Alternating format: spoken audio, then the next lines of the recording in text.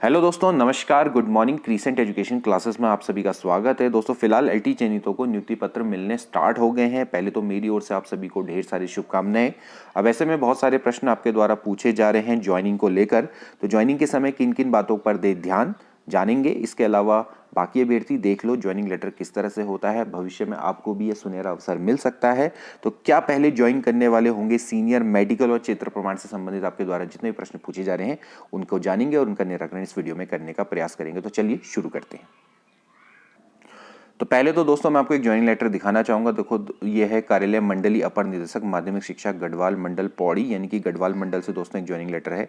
विज्ञप्ति प्रतिनियुक्ति है उत्तराखंड अधीनस्थ शिक्षा प्रशिक्षित स्नातक सेवा नियमावली 2014 एवं उत्तराखंड अधीनस्थ शिक्षा प्रशिक्षित स्नातक सेवा संशोधन नियमावली 2019 फिर यथा संशोधित 2020 में निहित प्राविधानों के अंतर्गत सचिव यूके आयोग देहरादून के विज्ञापन संख्या 13 अक्टूबर 2020 के अनुक्रम में सचिव उत्तराखंड अधीनस्थ सेवा चयन आयोग के पत्रांक दिनांक 19/1/2023 द्वारा प्राप्त वरीयता सूची के आधार पर निम्नलिखित अभ्यर्थियों को स्नातक वेतन क्रम, यानी कि भैया वेतनमान है लेवल 7 44,900, 1,42,400।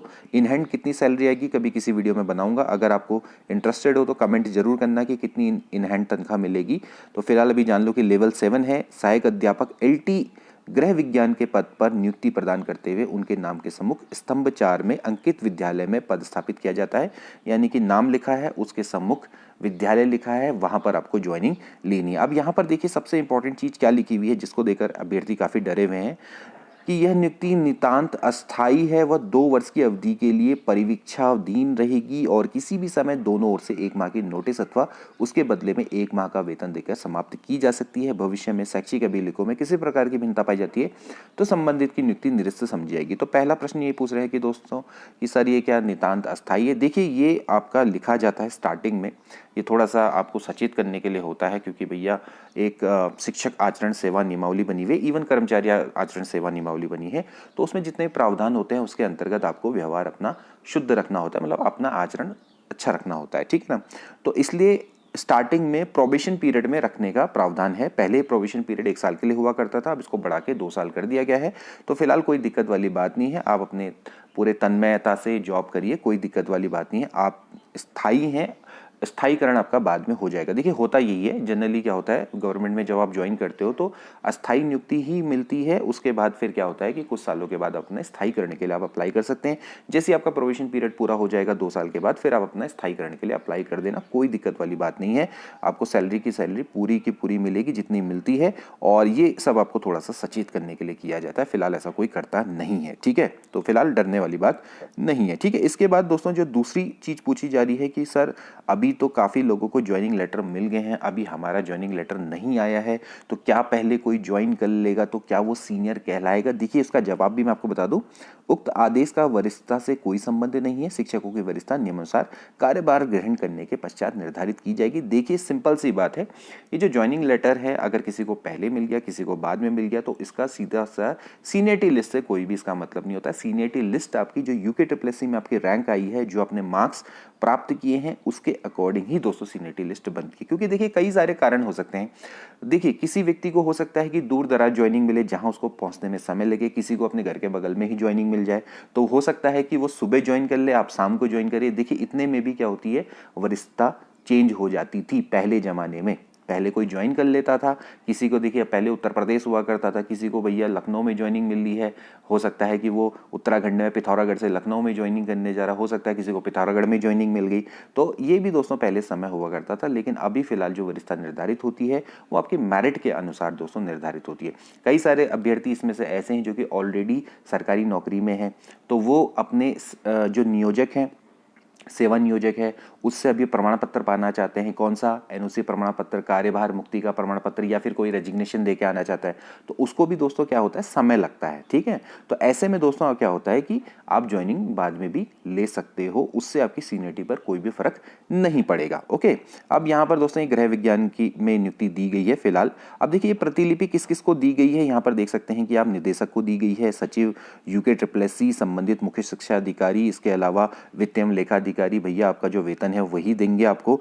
संबंधित मुख्य कोषाधिकारी यहाँ पर से ही आपका वेतन निकल के आएगा ट्रेजरी से। और इसके अलावा खंड शिक्षा अधिकारी वो इसलिए भेजा गया है क्योंकि आपका जो विवरण है दोस्तों, ये संस्थाध्यक्ष मतलब कि जो जहां आप ज्वाइन करेंगे, आप विद्यालय में अगर ज्वाइन करेंगे, हो सकता है कि वहां पर फुल फ्लैश प्रिंसिपल हो, तो वही आपकी संस्था का अध्यक्ष होगा जो कि आपको वहां पर ज्वाइन करवा जाएगा। हो सकता है कि वहां फुल फ्लैश प्रिंसिपल ना हो तो उसके बदले किसी प्रवक्ता को उसका चार्ज दिया हो सकता है कि प्रवक्ता ना हो तो किसी एलटी को चार्ज दिया हो, किसी सीनियर एलटी को चार्ज दिया हो, तो डिपेंड करेगा कि किस विद्यालय में आपको ज्वाइनिंग मिलती है। तो इसमें यहाँ पर हो सकता है ई पोर्टल में आपके तत्काल अपडेट करेंगे संस्थाध्यक्ष की मदद से। तो अब सबसे इंपॉर्टेंट काम यहाँ पर दोस्तों हो जाता है संस्थाध्यक्ष का। ठीक है, संस्थाध्यक्ष को देखिए यहाँ पर दिया गया है, इस निर्देश के संग प्रेषित किया गया है कि यदि अभ्यर्थी अभ्यर्थिनी का विषय संयोजन उत्तराखंड शिक्षा सेवा नियमावली 2014-2019 और इसके बाद संशोधन हुआ 2020 में जो भी विषय के हेतु जो भी आपकी अर्हताएं रखी गई है उसके अकॉर्डिंग नहीं है तो फिर आपका अभ्यर्थन को निरस्त कर दें, कतई इनको कार्यभार ग्रहण ना करने दें। सिंपल सी बात है।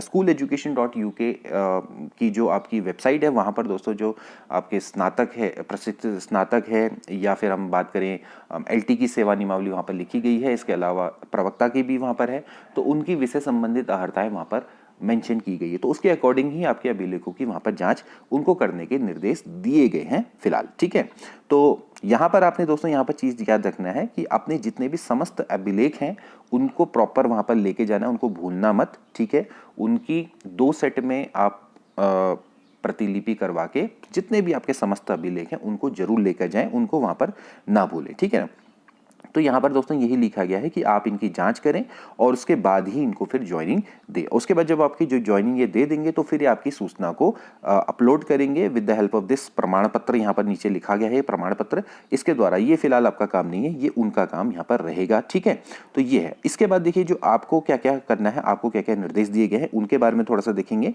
संबंधित अभ्यर्थी अभ्यर्थिनी को इस निर्देश के साथ कि वे आदेश के निर्गत होने के 15 दिन के अंदर अपने पदस्थापित विद्यालय में कार्यभार ग्रहण करना सुनिश्चित करें। ठीक है, अब देखिए यहाँ पर लिखा गया है, बहुत सारे अभ्यर्थी यहाँ पर टेंशन में है कि भाई 15 दिन लिखा गया है, अभी तो हमें हमारे कार्यभार से ही मुक्ति नहीं मिली है।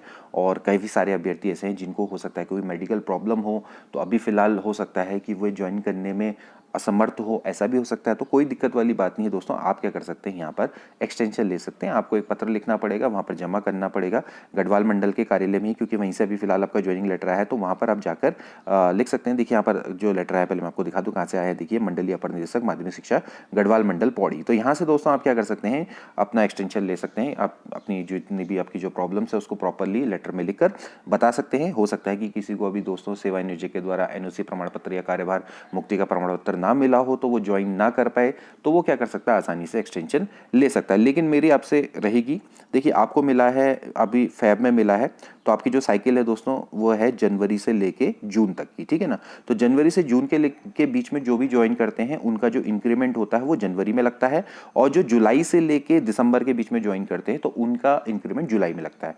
तो कोशिश ये करिए कि जून से पहले पहले तक अपना ज्वाइन कर ले। हालांकि इतना लंबा एक्सटेंशन लेना सही नहीं है, अपने जो भी कार्य है उसको तुरंत पूरा कर ले। 15 दिन नहीं, 15 दिन के बाद भी आप ज्वाइन कर सकते हैं, लेकिन एक प्रॉपर लेटर वहां पर जरूर डाल दें। ठीक है ना, इसके बाद तो ये चीज आपकी यहाँ पर आई होप की क्लियर हो गई होगी। ठीक है, इसके बाद यहाँ पर लिखा हुआ है निर्धारित अवधि के अंदर यदि कोई कार्यभार नहीं करता तो नियुक्ति स्वतः निरस्त समझी जाएगी। ठीक है, और इसके बाद देखिए क्या है कि कार्यभार ग्रहण करने से पूर्व अभ्यर्थी अभ्यर्थिनी द्वारा संबंधित संस्था प्रधान के सम्मुख नियुक्ति आदेश के संग जो भी आपको ज्वाइनिंग लेटर में लेगा उसके संग आप चले जाना।